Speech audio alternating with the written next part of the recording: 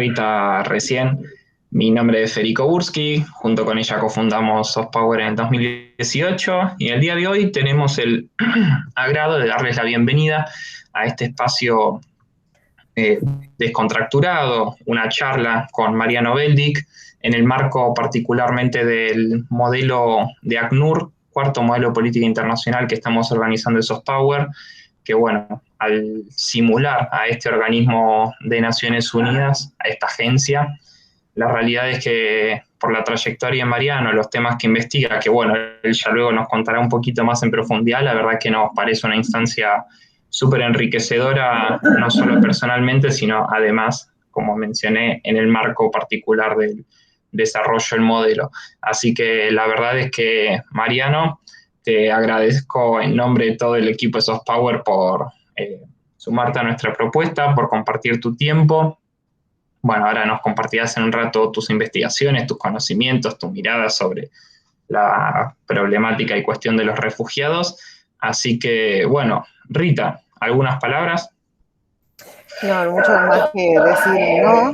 Ay, me escucho con mucho eco, perdón. ¿Me escuchan con eco? No.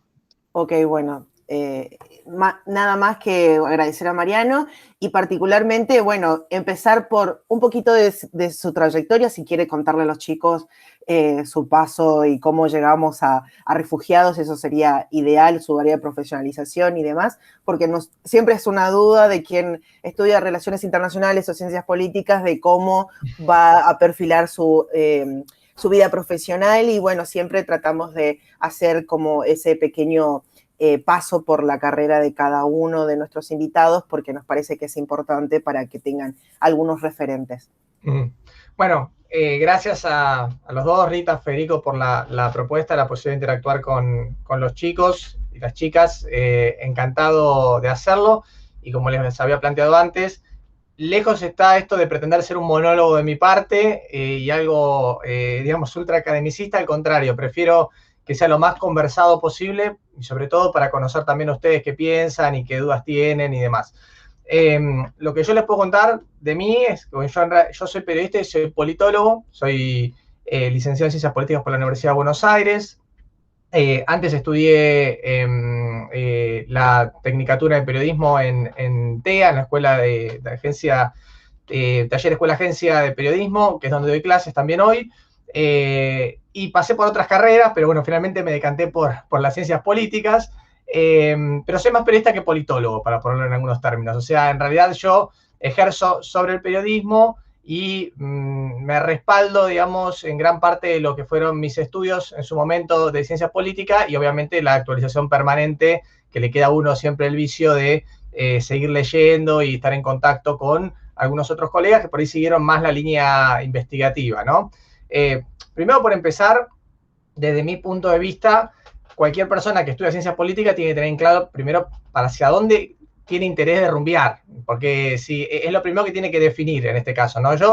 Se dio la circunstancia de que mi camino fue a la inversa, no es que estudié primero ciencias políticas, pues elegí el periodismo, sino que yo elegí el periodismo y mientras estaba transitando el periodismo empecé a pensar qué carreras podían llegar a aportarme algo más, podían llegar a darme algún tipo de background, algún tipo de formación acorde a lo que a mí me gustaba, a lo que estaba buscando. Y fue todo un camino de exploración, porque en realidad tampoco cuando empecé a ejercer como periodista a los 18 años, yo tengo 41, era mi interés, por ejemplo, las relaciones internacionales, sino que estaba mucho más volcado hacia lo policial. Pero bueno, los caminos te van llevando por lugares donde uno a veces no piensa que va a terminar. Muchas veces tiene que ver con las influencias, con las personas, con los maestros que nos cruzamos en el camino. Y en mi caso se dio la particularidad de que dos de los periodistas con los que tuve oportunidad de trabajar o estudiar y que, digamos, más llegada tuvieron a mí, eran precisamente periodistas internacionales. Entonces quizás en algún punto me acercaron, digamos, sobre todo a esa rama.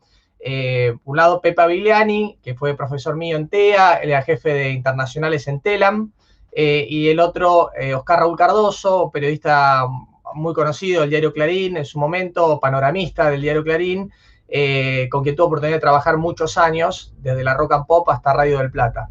Entonces casi como que mi camino fue decantando, yo había arrancado por otro lado, había arrancado por la comunicación, inclusive pasé por varias universidades porque no terminaba de definir si lo que me gustaba era no estaba conforme con la universidad, no estaba conforme con la carrera. Bueno, finalmente descubrí que la carrera no era para mí, por lo menos comunicación, lo cual no significa que no puede ser para otros.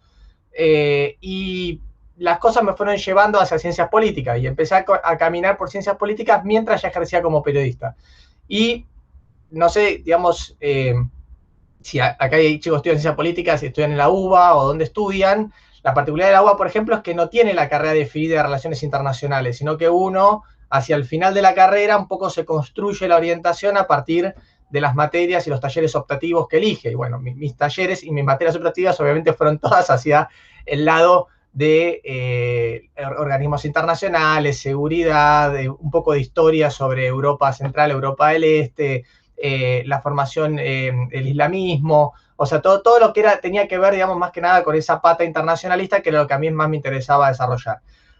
Y así tuve la oportunidad también, en algún momento, mientras seguía trabajando más en variedades, digamos, dentro del periodismo, de ir canalizando un poco todo hacia lo internacional. Mi primer puerta fue Caras y Caretas, que es la primera revista que me dio la oportunidad de publicar y escribir a partir del año 2004, 2005, creo, si mal no recuerdo, que era cuando se volvió a publicar esta revista histórica acá en la Argentina. Y luego tuve la posibilidad de llegar al diario Perfil, no dentro del ámbito, digamos, de lo internacional, por otra sección que tenía que ver más con la política nacional, pero al año, a los 2 años más o menos, pude pegar el salto porque un colega de ahí lo nombraron jefe de internacionales y me ofreció ir a trabajar con él.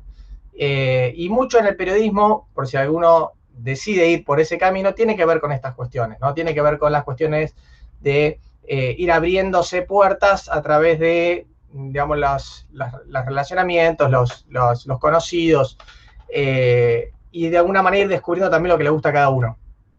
Y ahí seguí, digamos, por lo que fue toda la línea de la política internacional. Trabajé muchos años en la sección internacional del diario Perfil. Trabajé después, fui jefe de internacionales en noticias también, cuando hubo una renovación del equipo. Empecé a trabajar en radio, me convocó Juan Pablo Barsky para ser su columnista en Rock and Pop, después en Metro, ahora estamos en CNN, en la radio. Y, digamos, de a poquito también fui sumando dentro del internacional otros diversos aspectos, de acuerdo a los lugares donde también iba pudiendo trabajar. Por ejemplo, trabajé un tiempo para El Cronista, entonces por ahí, mientras trabajaba para El Cronista, exploraba más todo lo que era la parte más económica internacional, producto, digamos, de la mirada que tenía también el medio donde yo estaba trabajando. Y finalmente regresé a Perfil en el año 2018, convocado un poco por todo lo que era la cuestión del G20 y todo lo que era un año que iba a tener mucha carga internacional.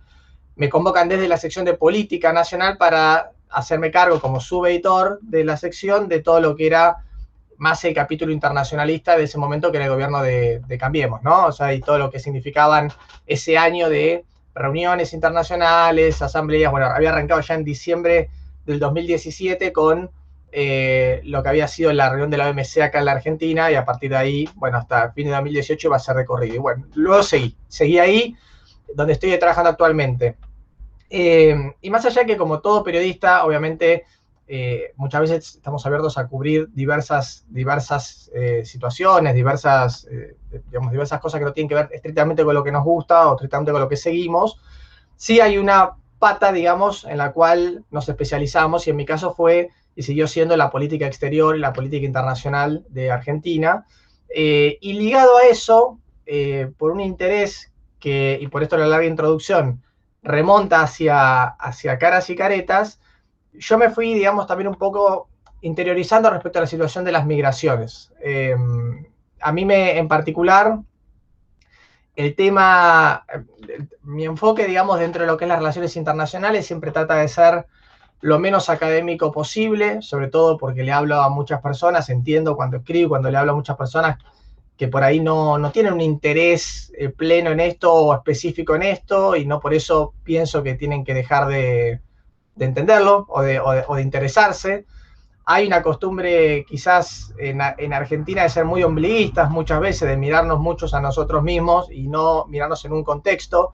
Y muchas veces las explicaciones, esto por lo menos es lo que siempre trato de transmitirles a mis alumnos también ahí en TEA, muchas veces las explicaciones para sucesos que ocurren aquí en la Argentina se encuentran en la región, y muchas veces explicaciones para cosas que ocurren en la región se encuentran a nivel global. Entonces, uno tiene que aprender a mirar un poquito más allá de la frontera inmediata y tratar de comprender si se trata de un suceso o de un proceso, las cosas que van ocurriendo.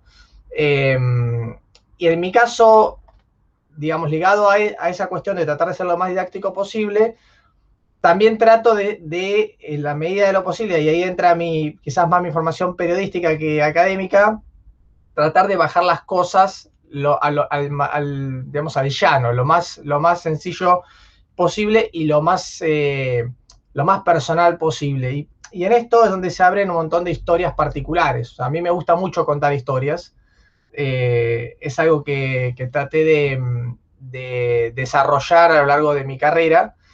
Y la cuestión de la migración la descubrí como un drama bastante acuciante, bastante grave, que está plagado de esas historias, está plagado de experiencias y está plagado de anécdotas que uno no encuentra dos historias iguales. Puede encontrar algunos factores, algunas cuestiones que se parecen, pero realmente uno encuentra que cada vivencia, cada historia, cada experiencia y definición particular que dan los propios protagonistas de estas historias son muy personales. Inclusive uno encuentra diferencias hasta cuando habla con las mismas familias.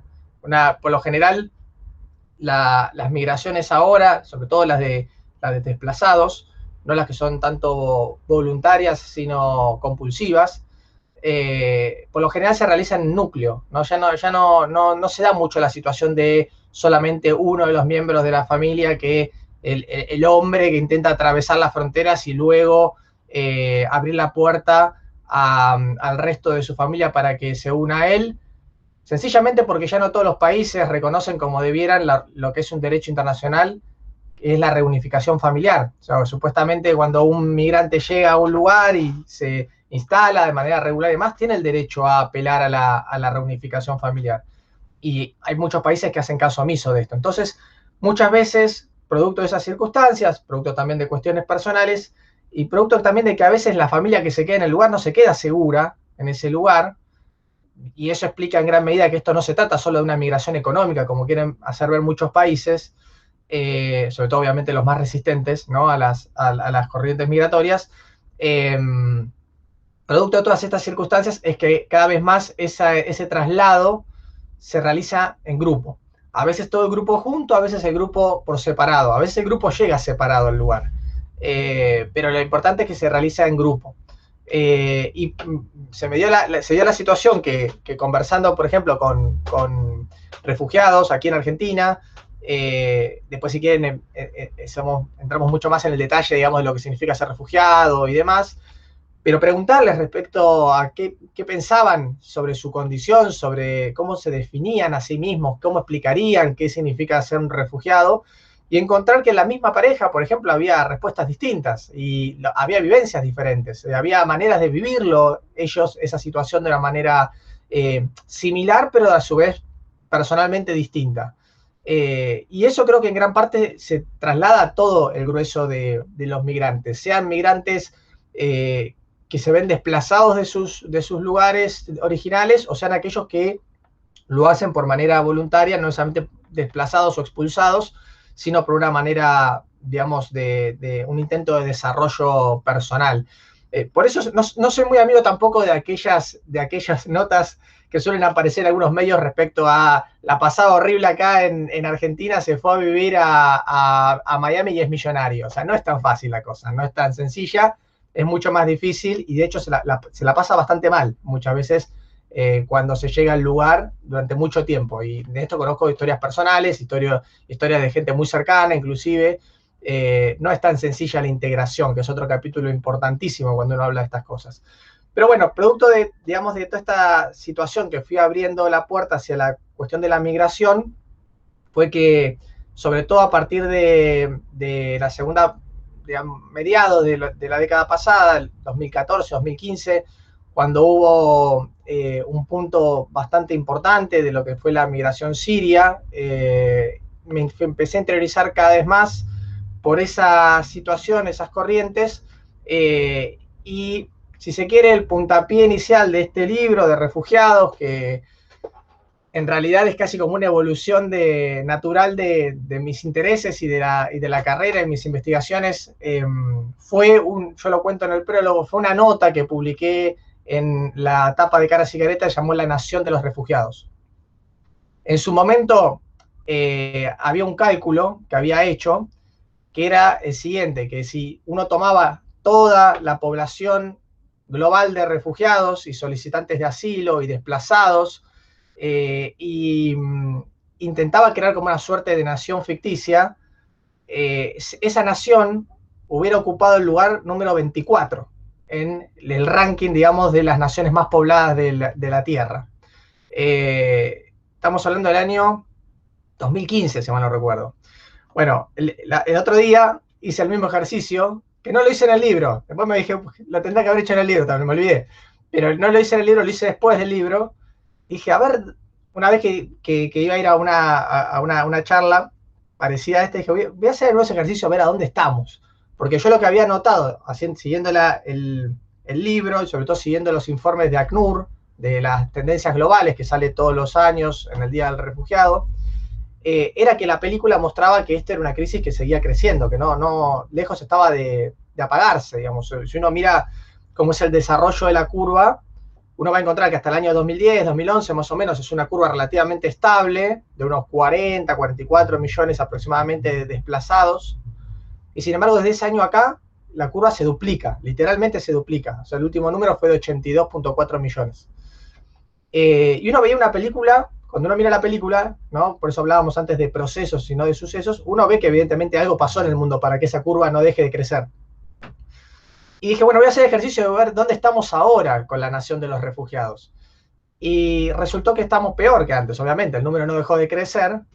Ahora la nación de los refugiados ocuparía el lugar número 20 en el ranking. En 5 años escaló 4 lugares, siguió creciendo ese número, que obviamente es un número periodístico, y ahí es donde está mi vicio periodístico, porque no están todos los refugiados en un solo lugar, porque están repartidos en distintos países, muchos desplazados ni siquiera han abandonado sus países, sino que están dentro de sus fronteras. Pero bueno, es como para crearse una imagen de la magnitud del drama humanitario que estamos hablando.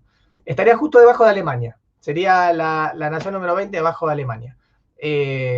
Y casualmente Alemania es uno de los países que más ha lidiado con la crisis de refugiados a nivel internacional, y en donde mejor se ve quizás también las diversas respuestas de la política frente a esta crisis. O sea, que no siempre es igual y no siempre es sostenida en el tiempo.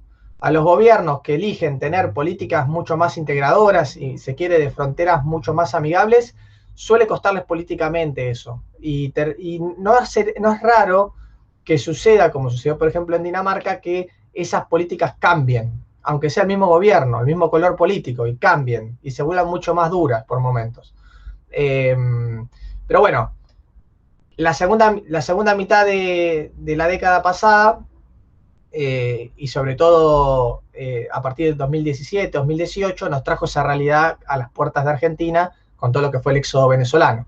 La Argentina recibió mucha menos población de origen venezolano que otros países, si uno lo compara, por ejemplo, con Colombia, con Perú, inclusive con el norte de Brasil, con Ecuador, pero eso no significó que aún estando en el fondo del mundo, o sea, en el fin del mundo, como ellos mismos también dicen, hayan llegado no solamente ciudadanos de origen venezolano que han podido realizar el viaje, si se quiere, en avión, entonces han llegado con otras facilidades, sino también aquellos que han desandado todo el continente y que muchas veces han hecho estaciones, han hecho escalas, porque también esa es otra particularidad de estas corrientes de desplazados. Rara vez se desplazan y se quedan en un solo lugar, porque rara vez se encuentran la contención en ese lugar.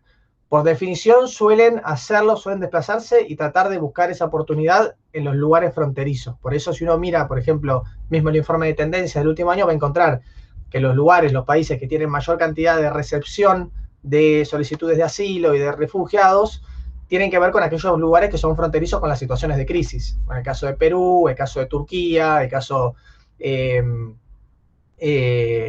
¿cómo se llama este país? Bueno, se me fue el país africano que recibe a gran parte de todo lo que es la población expulsada de Sudán del Sur. Creo que es Angola, pero no estoy seguro.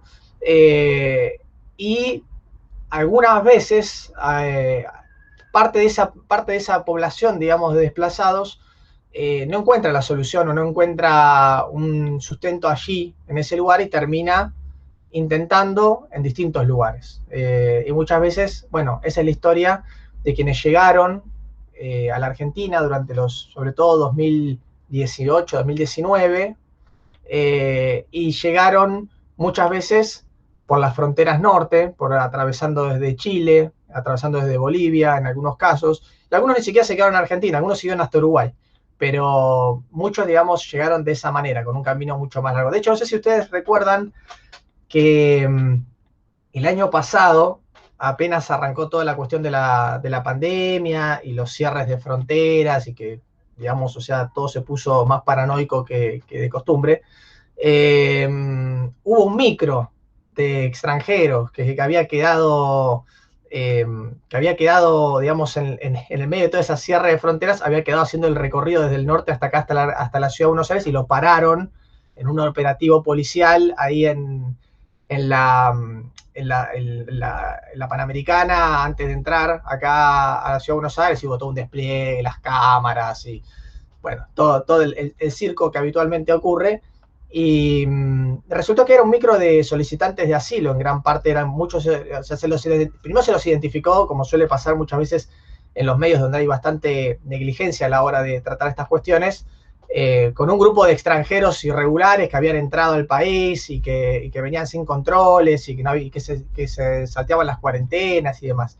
Y después resultó ser que eran micros de solicitantes de asilo que habían quedado varados en la frontera en el norte, y que a través de un permiso les habían permitido llegar hasta acá, hasta la ciudad de Buenos Aires. Pero hasta que la situación se aclaró en el medio, hubo minutos y minutos, por no decir horas, de imagen de ese micro ahí detenido con toda la policía, y ahí es donde se crea el inconsciente colectivo respecto al extranjero, respecto al migrante, y ese, sobre todo, inconsciente colectivo negativo, ¿verdad? O sea, con la construcción de un significado sobre esa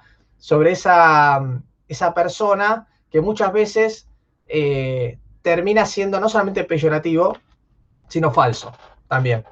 Entonces, eso solo para darles un ejemplo de un tratamiento periodístico. Yo soy bastante crítico con la cuestión y hablo, en ese caso, desde adentro de la cocina, porque veo cómo se hacen muchas cosas y que no es la única vez que ha pasado en Argentina una cosa así. Pero bueno, un poco eso fue decantando hacia este libro, que es en realidad mi tercer libro. Y la idea fue a partir de 2019, sobre todo que fue el 2019, fue cuando me concentré más fuerte para escribirlo. El libro llega hasta las puertas de la pandemia porque técnicamente iba a salir publicado el año pasado, pero producto de toda la situación se demoró finalmente. Entonces por eso no indagué tanto en el libro, en lo que sucedió con la pandemia, como lo indagué después. Así que es un capítulo a agregar en algún momento, pero que puedo compartir con ustedes tranquilamente ahora, porque me parece que redefinió muchas cuestiones. Y se pensó el libro desde un primer momento como libro. O sea, pues yo lo pensé junto a mis editores como un libro. No es una recopilación de artículos, más allá de que hay una parte de mis investigaciones de años anteriores en el libro que tomo como base para intentar contar una historia. O en este caso, varias historias. Porque por lo general, mis libros suelen ser bastante polifónicos en ese sentido. No me pongo desde un pedestal a dar lecciones, sino que elijo que hablen otros, elijo que hablen los protagonistas, siempre que se puede. Lo hice con el libro anterior de ISIS en Guerra, que es un libro de una complejidad diferente, y también lo quise hacer en este caso. Y sobre todo en este caso porque mi objetivo era ir más allá de lo que suele aparecer a mediados de junio, cada vez que se conoce el informe de ACNUR, que es qué barbaridad, 80 millones de desplazados, qué barbaridad, 82 millones de desplazados, qué barbaridad, el año que viene 85 millones seguramente. del año pasado, de 2019 a 2020, creció de 79 millones a 82.4 millones, 79 y pico a 82.4 millones, con las fronteras cerradas y todo.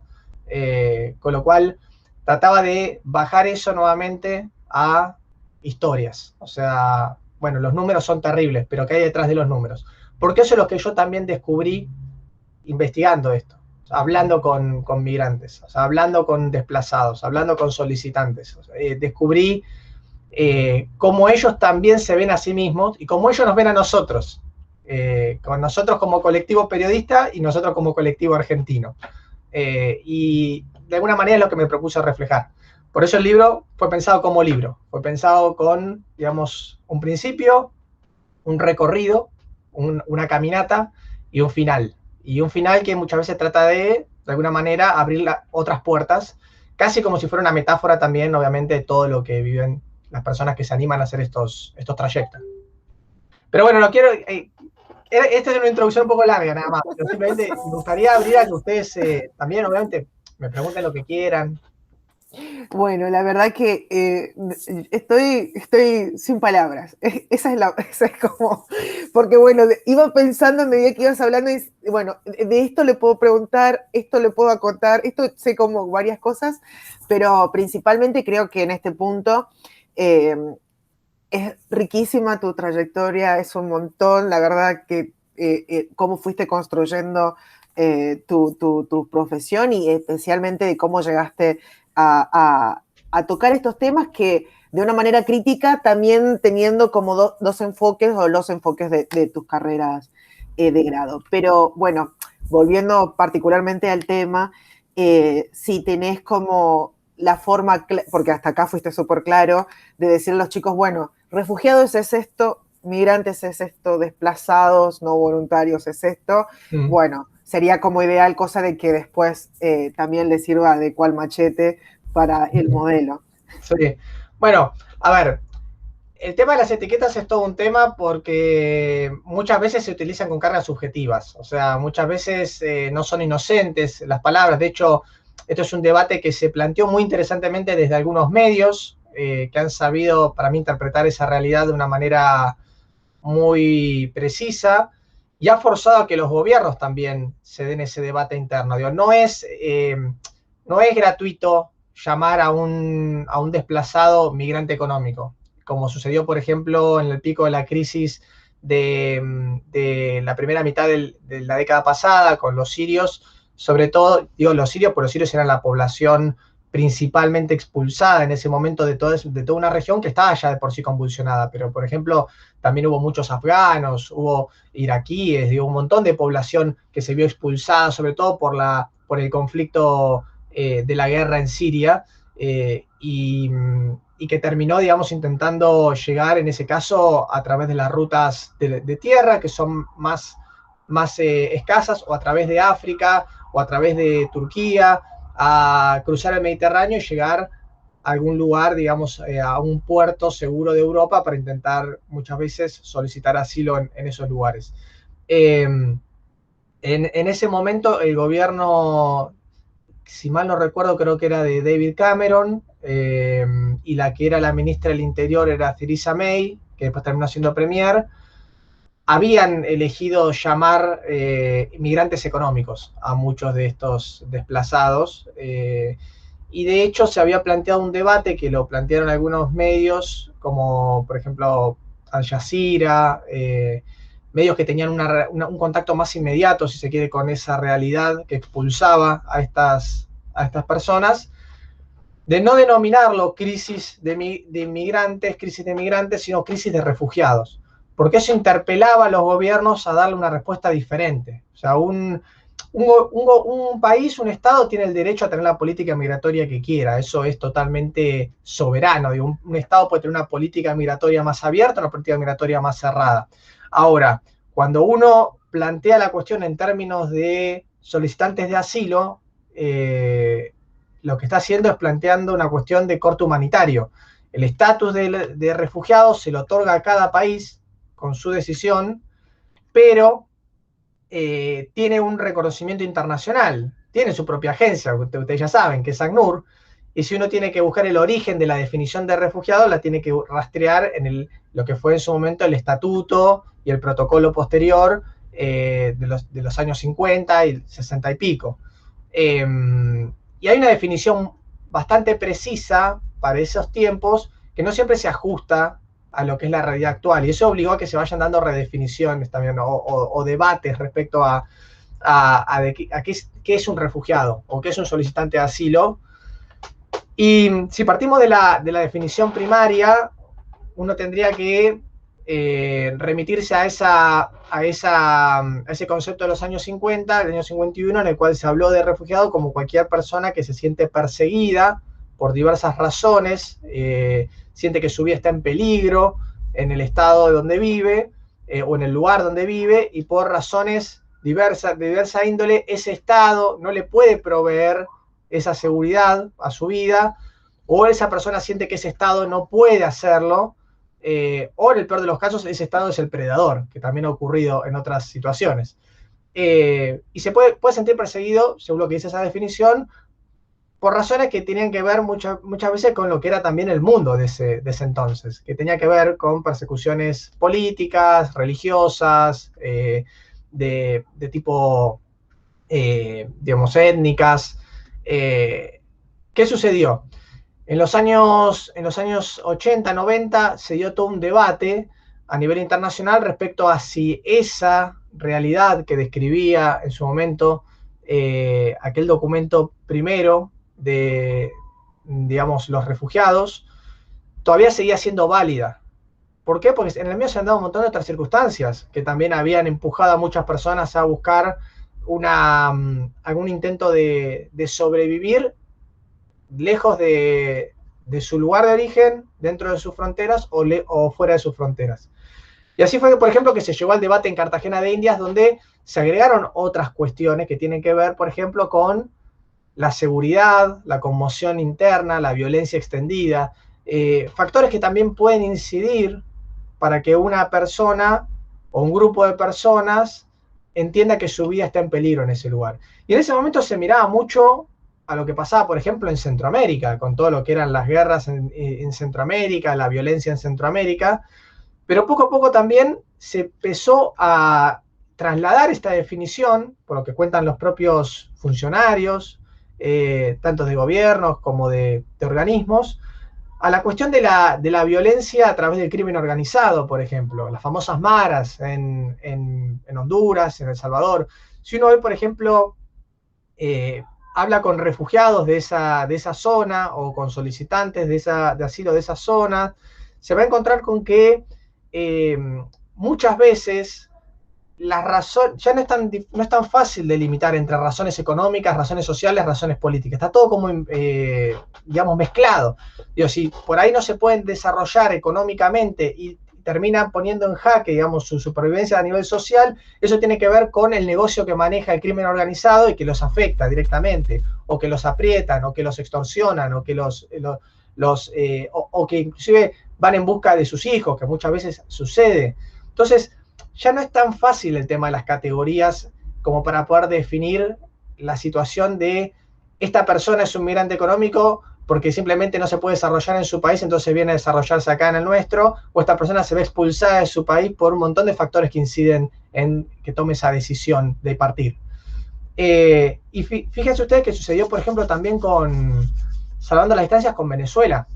Si uno mira, por ejemplo, las corrientes inclusive que llegaban aquí a la Argentina, los grupos que llegaban aquí a la Argentina, va a encontrar que los primeros que logran, digamos, llegar, que forman parte de todo lo que es la última camada, porque también hay una camada de años previos que llegan de Venezuela aquí en la Argentina, más grandes, ya inclusive gente de 50 años, 60 años, que está mucho más integrada, y que, si quieren después lo conversamos, también fueron esenciales como para poder dar una mano a los que llegaban después, a los que llegaban durante el último tiempo, sobre todo los más vulnerables. Pero si uno mira, por ejemplo, a esos desplazados y a los migrantes, uno encuentra, por ejemplo, que durante los primeros años muchos de los que venían, ellos mismos no se sentían, digamos, solicitantes de asilo, no se sentían refugiados, sí se sentían migrantes, sí se sentían de esa manera, y de hecho llegan a través de lo que son los beneficios propios de la participación de Venezuela, más allá que está suspendido, dentro del Mercosur, que tiene que ver con la posibilidad de trasladarse a través de las fronteras. Esto cambia a partir de 2018, 2019, cuando ingresan estos grupos que son más vulnerables, que yo les hacía mención antes, al punto tal de que ACNUR, aquí en la Argentina, y muchas organizaciones de la sociedad civil que trabajan junto a ellos, empiezan a decir, atención, porque los que están llegando ahora, que llegan en situación mucho más precaria, que les cuesta mucho más trabajo, algunos llegaban siquiera, para que dan una imagen, sin camperas, o sea, venían desde los climas del norte, desde el Caribe, hacia el invierno porteño, porque el grueso se concentró primero aquí en la Ciudad de Buenos Aires, luego fueron muchos hacia el conurbano y algunos hacia otras provincias, pero muchos llegaron a pedir acá, digamos, a la Ciudad de Buenos Aires, y fíjense que uno de los operativos principales que hacen todos los inviernos es el operativo Abrigo, digamos, todos los grupos que trabajan sobre todo con los migrantes venezolanos, que no es más que darle frazadas y camperas porque no llegaban preparados para este clima, o sea, y todo eso complica todavía más la cosa, ¿no? Y muchos empezaron a plantear la cuestión de cómo se definían estos grupos nuevos que estaban llegando, y la necesidad también de incluirlos dentro de la posibilidad del asilo, de que consigan el estatus de refugiado.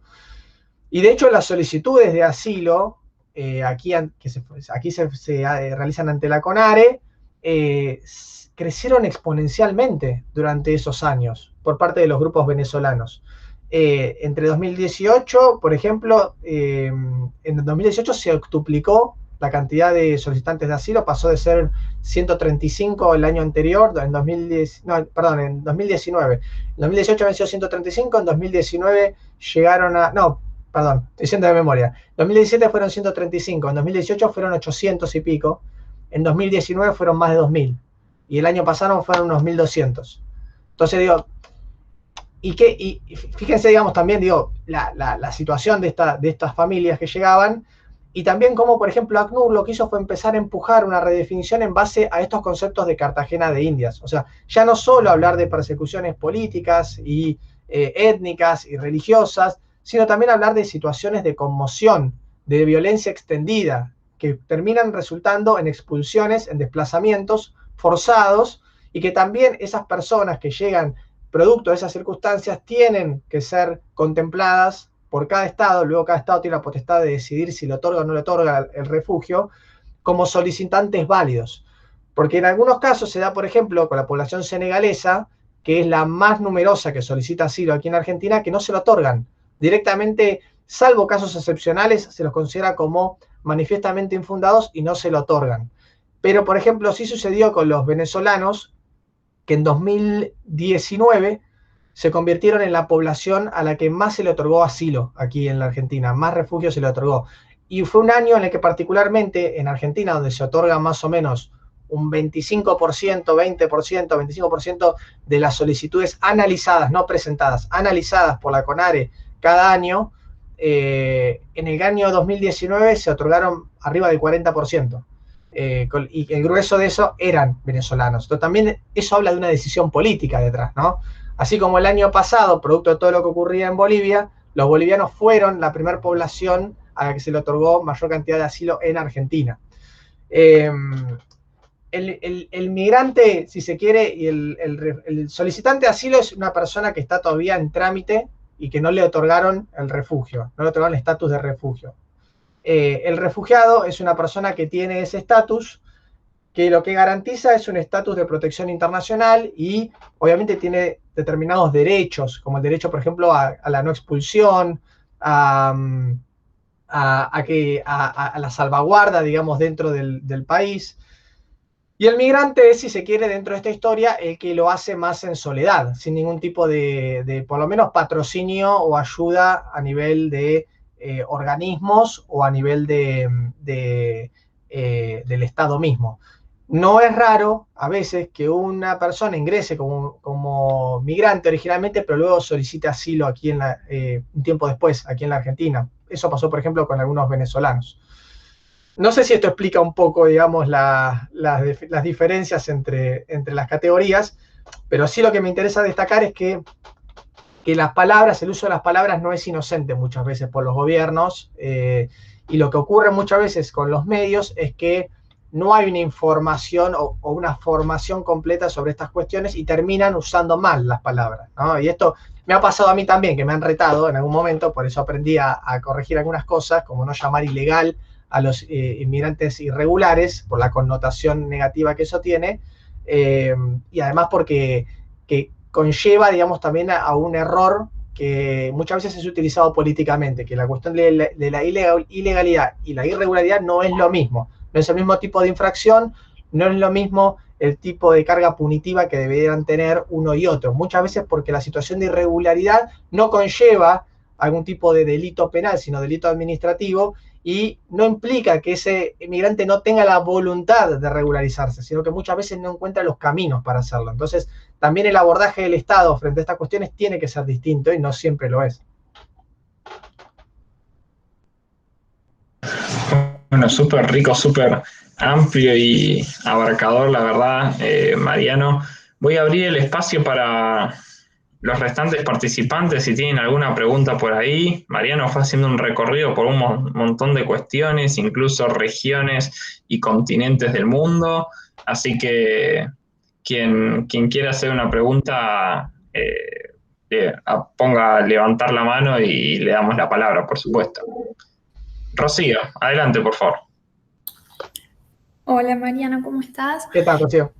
Yo, mira, te quería hacer una consulta bastante más técnica, digamos, porque por ahí todo lo que estuviste contando sobre contenido es súper rico y bueno, obviamente mucha experiencia y conocimiento que la verdad no quedan dudas por ahí cuando uno habla desde un poco más del desconocimiento, pero yo estudio relaciones internacionales y mi tema de tesis, al menos planeado, va a ser las operaciones de paz entre, bueno, Naciones Unidas y Unión Europea, y por ende la consulta más técnica iba por el lado de cuál es la dificultad tal vez al nivel de investigación, porque tal vez, bueno, es una temática bastante tratada, pero que cuando uno busca el contenido a veces es tan abarcativo y hay tanto que cuesta delimitarlo.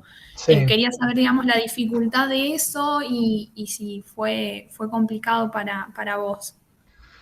Mirá, justo el otro día me tocó moderar una charla, un conversatorio que, si te interesa la cuestión de las misiones de paz y demás, en este caso, bueno, lo había organizado el Ministerio de Defensa acá en la Argentina y tenía que ver con la participación argentina en misiones de paz, pero fue bastante interesante porque hubo figuras políticas y hubo figuras militares que habitualmente son las dos patas, ¿no?, de cualquier misión de Naciones Unidas. Uno tiene que ver, por un lado, la pata política, que es la que determina el objetivo de esa misión, y luego la pata ejecutora, que no solamente son militares, también, como bien sabrás vos, que se dice el tema, hay un componente civil y cada vez más se hace hincapié en que el componente civil tiene que ser, el componente militar tiene que ser el menor numeroso posible en el tiempo, y darle paso mucho más a lo que es la reconstrucción, que es el viejo debate en todo lo que es intervención de Naciones Unidas respecto a la responsabilidad de proteger, ¿no?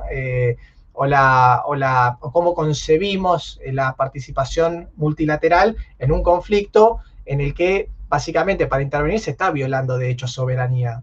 Digo, por un bien mayor, que es la discusión internacional, por los derechos humanos que tienen un peso mayor a lo que es la cuestión local, pero en definitiva es todo un debate que no es gratuito. Por eso siempre la pata política tiene que ir de la mano de la pata, si se quiere, más civil-militar, que son los que terminan actuando ahí en la región. Y yo por lo menos, no sé si esto te va a ayudar o no, o te va a orientar o no, creo que, o sea, primero, número uno, cuando uno habla de intervenciones de Unión Europea en determinados lugares, uno tiene que ver, primero, qué intereses tienen esos países para intervenir ahí. Como bien sabés, esto es voluntario, no todos los países intervienen en misiones de cascos azules, misiones de distinto tipo, ¿no? Porque hay distintos tipos de misiones, no todas son de construcción de paz, hay un montón de mantenimiento, otras tienen que ver con la cuestión de la reconstrucción civil y demás. pero siempre hay una decisión política de intervenir en determinados lugares y por ende también siempre se abre el debate respecto a por qué no se interviene en otros lugares o por qué no se trata de dar una mano en otros lugares donde los costos quizás son superiores. Y como esto es una decisión individual de cada estado, participar o no, siempre lo que uno tiene que ver es detrás de cada participación qué interés político hay, por qué se interviene en determinados lugares y en otros no. Y ligado a eso, entender también que cada situación de intervención es diferente y es particular. O sea, es lo que hablábamos respecto al tema de la soberanía. La receptividad de esas intervenciones son distintas. En algunos lugares, no creo que en ningún lugar caiga del todo 100% bien, pero digamos, siempre hay algún tipo de resistencia, pero en algunos lugares es mayor, en otros lados es menor, en lugares son más complejas por las particularidades que tiene ese lugar. Muchas veces lo que se debate cuando se realizan estas misiones y se le otorga un mandato a estas misiones es que quede muy en claro qué tipo de intervención se puede realizar y dónde no pueden intervenir, y tratar de buscar fuerzas que sean lo más cercanas posibles a esos lugares, a esas poblaciones, por una cuestión de intentar de minimizar también el choque que implica la intervención de una fuerza militar, con componente civil, pero esencialmente también militar. Yo en particular, no es un tema que yo haya, digamos, investigado en profundidad, es un tema que sí he tratado alguna vez. Quizás en paralelo a lo que es la experiencia del libro, donde yo traté, digamos, en este caso con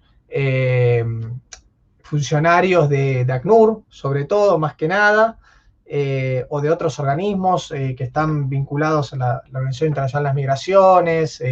Hablé también con gente desplazada directamente en los lugares, desplazada, bueno, en este caso vale la palabra, ¿no? O sea, distribuida en esos lugares para ayudar por parte de Human Rights Watch, por ejemplo, Médicos Sin Fronteras, distintas organizaciones de la sociedad civil. Y quizás el mayor debate que uno encuentra cuando uno conversa con funcionarios de los organismos es precisamente cómo se da la interacción a nivel de respuesta política frente a los planteos que ellos llevan. Y que de alguna manera, esto lo traigo a colación de lo que hablábamos respecto a qué hay detrás de las misiones humanitarias, ¿no? O sea, qué hay detrás de esas intervenciones humanitarias. Me pasó, por ejemplo, una anécdota con un funcionario de ACNUR que había trabajado una época también en el Estado, que me contaba que, bueno, a él le tocó verlo de los dos lados de los mostradores, ¿no? Del mostrador. O sea, de un lado pidiendo y del otro lado tratando de dar una respuesta. Y que algo que él rescataba, si se quiere, como positivo con el paso del tiempo, es que básicamente con el correr de los años la realidad humanitaria de los refugiados comenzó a hacerse un poquito más conocida, un poquito más pública, y ya no había solo un preconcepto del refugiado como un africano. O sea, él me decía literalmente, cuando yo le hablaba de refugiados, me decía, pensaban en África, o sea, pensaban en esos lugares lejanos, distantes, o sea, estados fallidos. Y la realidad es que en Argentina hay casi 4.000 refugiados, hay el doble de solicitantes de asilo, casi 10.000 solicitantes de asilo. Entonces, es una realidad que cada vez nos interpela más por lo cercana, y como yo le decía, Argentina, así todo, no es de los países donde se registra más cantidad. O sea, en todo el caso venezolano, todo lo que fue Colombia, Perú, otorgaron mucho más refugio y tuvieron muchas más solicitudes, o sea, que en el caso argentino. Y así todo, a nosotros nos parecía, en nuestro ombliguismo, que hacíamos mención al principio, que estaban llegando todos los venezolanos aquí en Argentina, y no era tan así. Entonces, el desconocimiento muchas veces de los organismos públicos, del Estado, a estos planteos que hacen los organismos internacionales, sobre todo aquellos que entienden en cuestiones humanitarias, bueno, a veces se puede trasladar también a otros ámbitos. Y en esto vos, que en particular vos preguntabas, que por ahí no te puedo dar una respuesta demasiado específica sobre la Unión Europea y demás, bueno, la Unión Europea también ha tenido políticas bastante polémicas frente a la cuestión humanitaria, y esto tiene que ver tanto con la cuestión de las migraciones y los desplazamientos, pero así también las intervenciones en otros lugares han sido cuestionadas. Y de hecho, se cuestiona mucho, por ejemplo, si uno mira lo que pasa en el último tiempo, hace 15 días, no más que eso, hubo una lancha de la Guardia Costera Libia que persiguió a una embarcación, inclusive abrió fuego contra esa embarcación de migrantes para frenarlos, de desplazados y migrantes para frenarlos, y obligarlos, digamos, a regresar a Libia. Y la realidad es que eso sucede porque hubo un acuerdo con la Unión Europea, y particularmente en este caso con países como Malta o como Italia, para que los migrantes y los desplazados sean frenados antes de llegar a las aguas abiertas, digamos, del Mediterráneo. Porque lo que sucede en las aguas abiertas del Mediterráneo es que corre lo que se llama la ley del mar, que si es una embarcación ve a una persona que está en auxilio, tiene que prestar auxilio, o sea, y tiene, o sea, el derecho internacional esa persona a que la rescaten y que la lleven a tierra firme, donde se siente seguro. Y donde se siente seguro implica, en este caso, no en Libia, sino del otro lado. Entonces, para evitarse esos problemas, si se quiere, problemas utilizados obviamente con comillas, los acuerdos que realizan muchos países europeos es que se frenen a los desplazados y a los migrantes antes de iniciar el viaje en esa última estación, sea Turquía, sea Libia, sea Marruecos, o sea, esos países. Lo que vimos, por ejemplo, con la famosa avanzada de miles de inmigrantes marroquíes, miles de desplazados marroquíes que intentaban saltar las vallas de Ceuta, tenía que ver básicamente con una cuestión de diferendo político entre Marruecos y España por un independentista del Sahel que estaba siendo atendido en España. Entonces, ¿qué hizo Marruecos? Bueno, miró para otro lado y sacó el candado. Y pasaron todos y se fueron contra las famosas, digamos, la alambrada, digamos, de ahí de Ceuta, y se generó toda esa crisis que llegó por las imágenes, ¿no? Sobre todo. Pero eso pasa todo el tiempo. El problema es que no siempre están las cámaras, pero eso pasa todo el tiempo, lamentablemente. A mí me gusta mucho hablar y me voy mucho por por las ramas, así que te pido disculpas, Rocío, si no fui tan específico con lo que preguntabas. No, muchísimas gracias. Muy interesante aparte saber porque son temas, por más que, como vos decías, no es específicamente tal vez tu tema, tienen tanta relación que es bueno, digamos, escucharlo desde el lado de migraciones. Muchas gracias. No, a vos. Bueno, vamos a abrir nuevamente el espacio.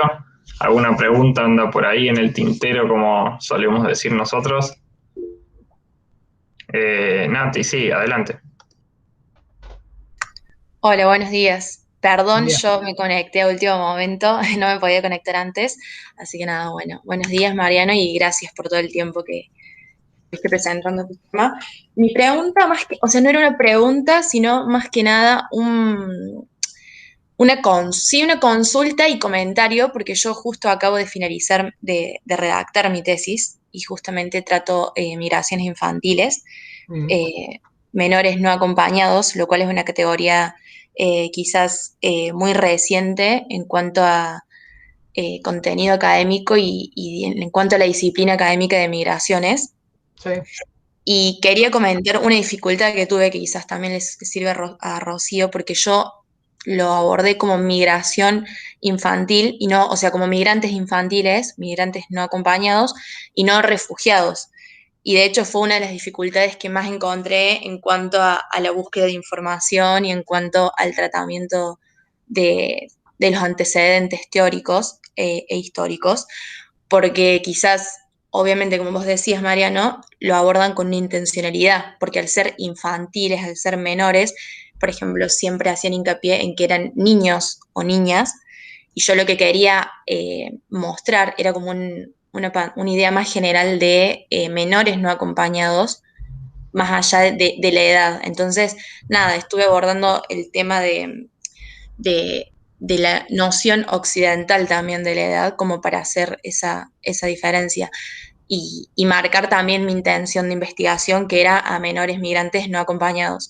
Te quería preguntar, ¿cómo recomendás quizás abordar la investigación, más allá de que yo la haya terminado, cuando hay esas dificultades conceptuales, más allá de que se lo reconozca como una dificultad per se de la investigación? Sí, está buena la pregunta. Me acordaba cuando vos estabas comentando el tema de los menores, o sea que de hecho el último informe de tendencias de ACNUR muestra que prácticamente la mitad de todos esos desplazados son menores. O sea, de esos 82.4 millones que contemplan a los solicitantes, a los que ya tienen estados de refugiado, pero sobre todo también a los desplazados internos, que son el número más poderoso, más numeroso.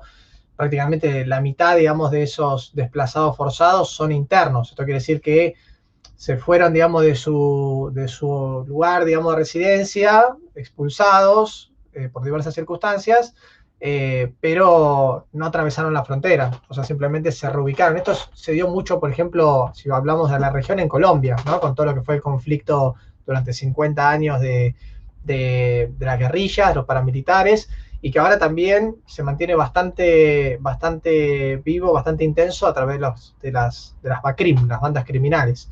Y de ese número total, prácticamente el 40 y pico % son menores, o sea, son menores de edad. Y de hecho, hay un número que también se conoció en el último informe, que lo destacaban bastante, que casi 1 millón más o menos de niños nacieron como refugiados, o sea, nacieron ya en estos lugares, porque más allá de que siempre persiste el interés en muchos de ellos de volver en algún momento, bueno, esa estadía se puede prolongar durante mucho tiempo en esos lugares de acogida, donde finalmente terminan residiendo temporalmente.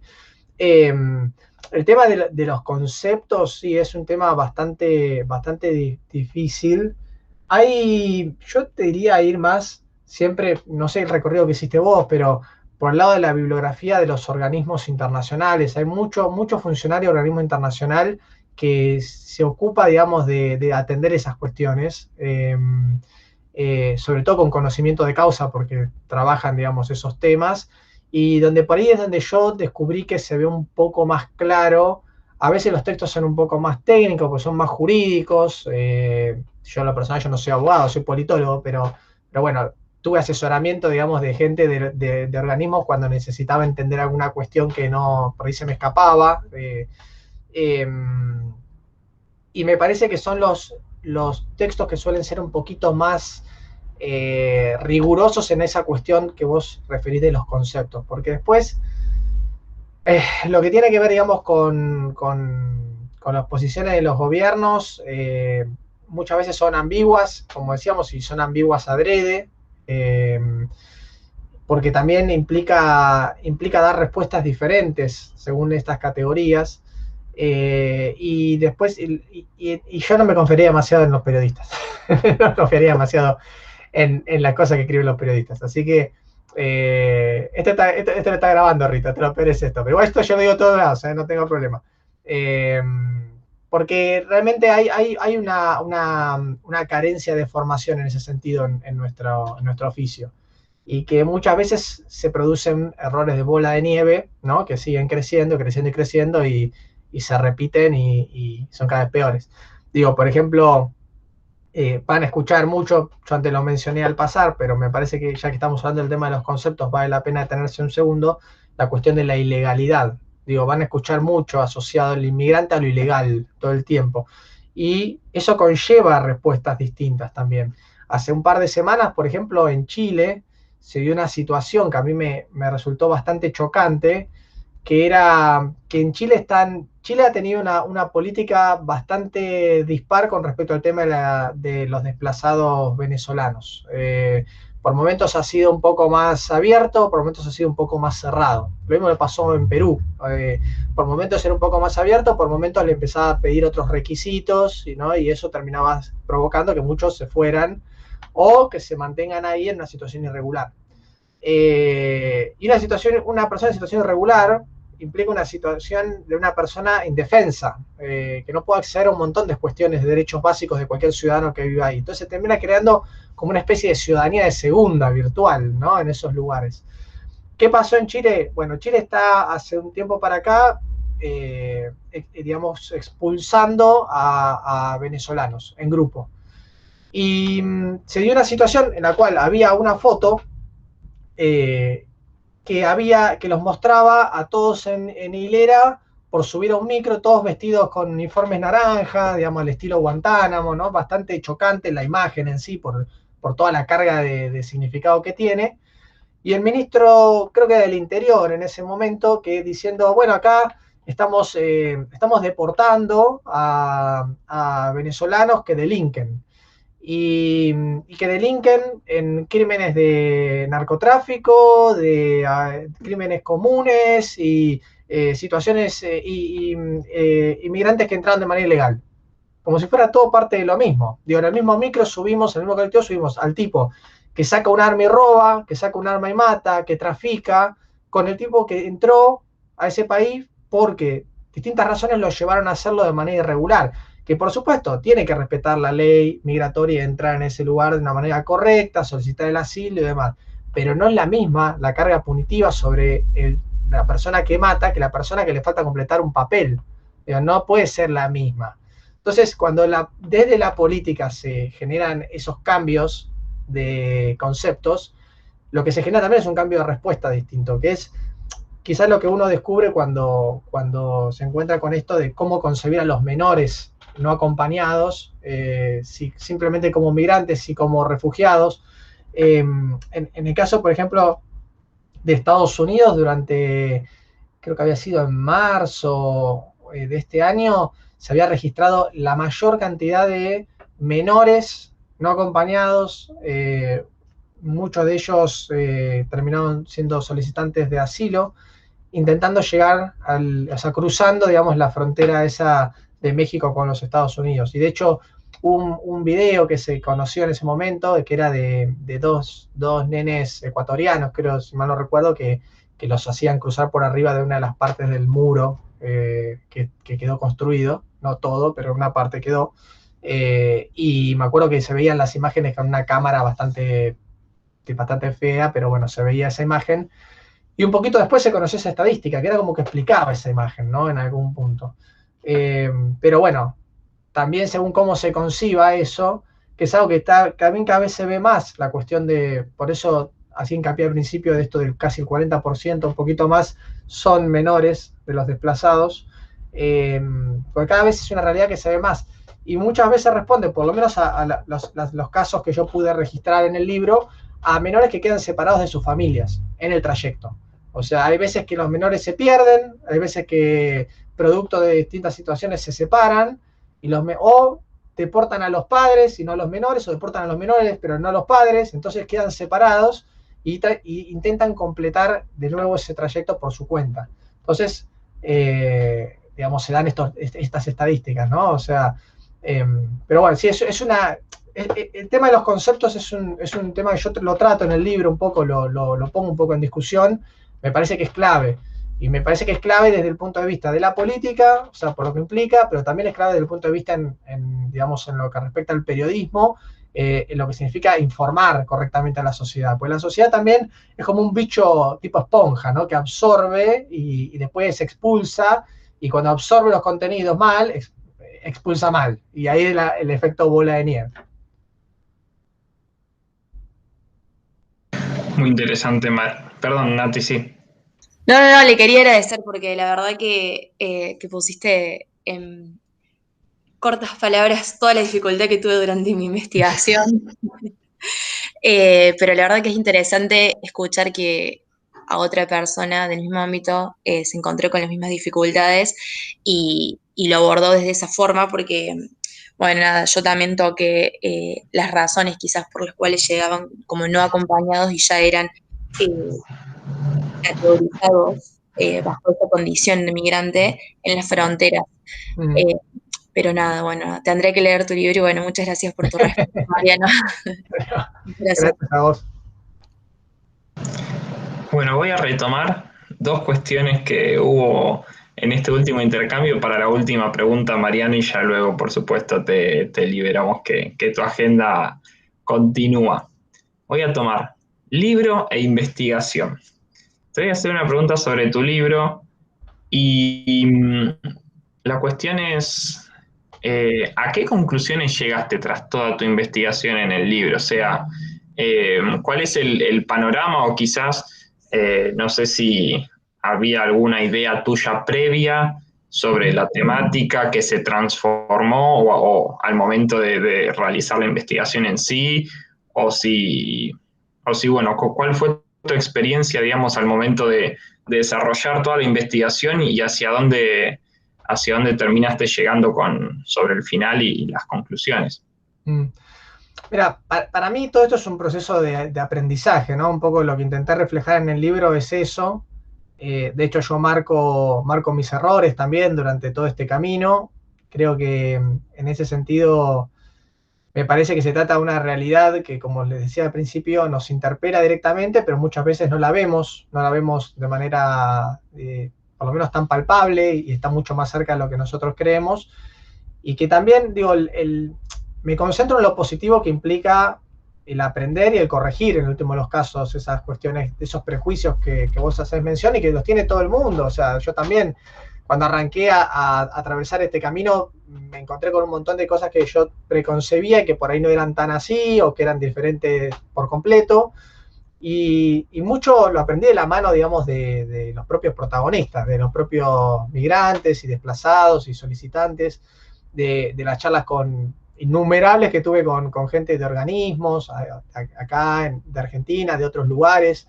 En algún punto trato en el libro de reflejar esas cuestiones y obviamente darles el lugar, por eso hablo de una polifonía, ¿no? O sea, algo de que no quede solamente en mi mirada, sino que es, obviamente que hay un recorte mío al elegir determinadas historias y dejar lamentablemente a un lado muchas otras que no tuve lugar, no tuve espacio, o que encontré también que el libro iba por otro lugar, porque el proceso de escritura de un libro es casi como, es una criatura el libro en sí. O sea, el libro, uno tiene un plan de trabajo, pero después el libro va cobrando vida propia, y también el libro nos va llevando por un lugar, y el libro quiere ir por un lugar, o sea, y uno trata de ir acompañándolo, y en algún momento obviamente hay que hacer un corte, porque si no uno escribe durante 10 años, pero eso es interesante, porque yo lo descubrí, inclusive trabajando con los otros 2 libros previos, que uno tiene un plan de trabajo, casi como en la vida misma, pero luego está la realidad, ¿no? Y por dónde ese plan nos va llevando,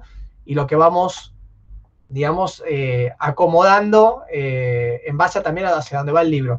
Y en el caso del libro, las propias historias fueron llevando por un lugar. O sea, yo más o menos sabía que quería recorrer determinadas cuestiones, y el libro trató de ir recorriendo esas cuestiones a su manera. Y por ende, bueno, hay algunas historias que lamentablemente me quedaron afuera, pero porque no enganchaban, digamos, con lo que estaba contando, pero que no por eso son menos importantes ni son menos reveladoras, pero bueno, quedarán en algún otro momento para ser conocidas, pero creo que la principal lección o conclusión tiene que ver con eso, con la cuestión del aprendizaje, con la cuestión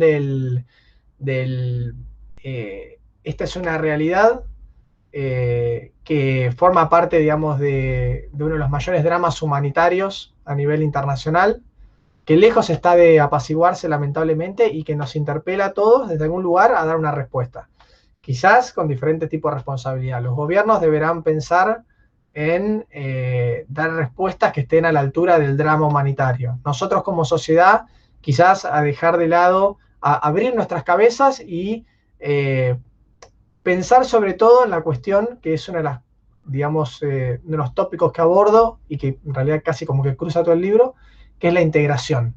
O sea, ninguna de estas personas que llegan a estos lugares, por eso les decía al principio esas notas que puso un carrito de panchos en Miami y es millonario, rara vez ocurren. Felicitaciones al panchero que lo logre, pero rara vez ocurren. La realidad es que cuesta mucho también integrarse en lugares con climas distintos, con costumbres diferentes, con maneras de vestir a veces distintas, con maneras de hablar diferentes. Meterme en las palabras es casi como un capítulo aparte, o sea, palabras que significan una cosa en un lugar y cuando uno va a otro lugar las dice, es una barbaridad lo que está diciendo. Entonces, digo, no son cuestiones menores cuando uno habla de integración y el sentirse parte. Porque, por ejemplo, me ocurrió que una refugiada colombiana me decía, muchas veces ustedes, los periodistas, se concentran en que nosotros les contemos cómo atravesamos el río, cómo cruzamos el puente, pero a nosotros también después de toda una vida que viene después del otro lado del puente, que no está reflejada y que cuesta quizás más todavía que cruzar el puente, que es integrarse en esa sociedad donde nosotros queremos vernos como uno más, como un ciudadano más. Y sin embargo, cuando al término del día, por más que el argentino sea muy receptivo, uno nunca deja de ser el que se ve distinto, el que habla distinto, el que tiene otra tonada. O sea, esa es la barrera que tenemos que tratar de superar como sociedad. Y ahí es donde la respuesta tiene que venir de todos. O sea, es una cuestión de educación, es una cuestión de tolerancia, pero es una cuestión donde los gobiernos tienen mucho para hacer, mucho para hacer. Y nosotros como sociedad desde abajo también, ¿no? O sea, desde la base misma, tratar de enseñarnos a nosotros mismos a ser distintos. Yo no tengo nada más que decir, la verdad que me estoy sorprendida, Mariano, la verdad que es muchísimas gracias. Perdón, Federico, que te saqué el mando ahí. Realmente creo que hemos aprendido un montón. Vemos de fondo allá, está el libro, creo que en cualquier momento también lo vamos a sortear en Soft Power. Por ahí, si tenemos la suerte, hasta nos lo autografías. Vamos a hacer un poco de publicidad. Sí, por favor. Sí, la verdad que Bueno, está muy bien ubicado. No es un chivo a propósito. Acá tengo todos, o sea, todos ahí juntos, por eso. Bueno, después te vamos a convocar por algo de Easy, seguro. Bueno, ya que estamos... Encantado. La verdad que, Mariano, aprendimos un montón con vos. Gracias por darnos de tu tiempo. Sabemos que por ahí hay que ponerlo en agenda y que, bueno, pensar que estos espacios, bueno, son también un poco formativos, pero a la vez desgastan en tiempos de virtualidad uno, de hacerse un tiempo, estar al frente de la computadora un rato más. Así que te agradecemos un montón. Muchos de nosotros estudiamos Relaciones Internacionales, algunos en Rosario, otros en Córdoba, acá en Buenos Aires, pero bueno, realmente ha sido un placer y esperamos contar con vos cuando podamos de nuevo, cuando puedas de nuevo, y realmente ha sido un placer, Mariano. Nos quedamos con muchas cosas, pero sabemos que, bueno, ahora tarea pendiente, vamos a leer todos el libro de Mariano. Bueno, gracias Rita, gracias Fede, gracias a todos los que participaron. Ahí la veo a Carolina, que está conectada también, Natalia, gracias. Bueno, a todos los que no pudieron conectarse, pero que después lo vean, también gracias por escuchar la charla. Para mí siempre es lindo poder hablar de estas cosas que hace uno, así que gracias por darme el espacio. Y bueno, obviamente, cuenten conmigo para lo que necesiten, no hay problema, encantadísimo. Te liberamos, Mariano, muchísimas gracias. Chao, chao. Chao, Mariano, gracias, cuídense. Bueno, en este sencillo acto yo intento cómo detener la grabación.